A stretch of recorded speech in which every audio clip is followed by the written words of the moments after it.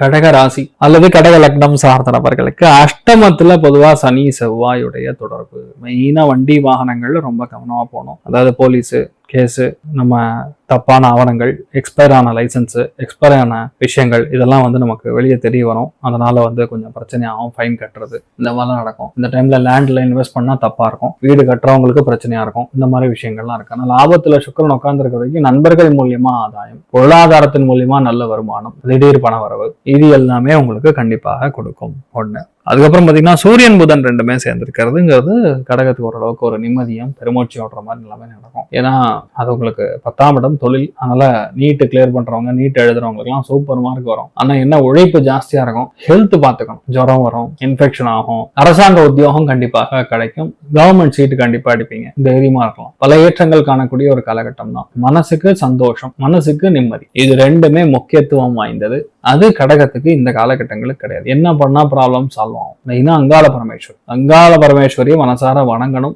டெய்லியும் நீங்க அங்காள பரமேஸ்வரியை பிடிச்சுங்க. அடுத்த ஒரு மாசத்துக்கு அவன் தான் தெய்வம். நீங்க சுவாமி தரிசனம் பண்ணுங்க. முடிஞ்ச அபிஷேகத்தை கொடுங்க. இந்த வாரம் நல்ல ஒரு மாற்றத்தை கொடுக்கும். யாரெல்லாம் இந்த வாரம் பிரயாணம் செய்யணுமோ அதெல்லாம் நடக்கும். வீட்டுல இருக்கிற குடும்பத்தில் இருக்கிற யாரோ ஒருத்தருக்கு ஹெல்த் பிரச்சனை வரும் இந்த வாரம். அதனால கொஞ்சம் பாத்துக்கிறது நல்லது. சந்தோஷம் அப்படின்னு சொன்னா 75, பொருளாதாரம் 80. நீங்கள் வழிபாடு செய்ய வேண்டியது அங்காள பரமேஸ்வரி.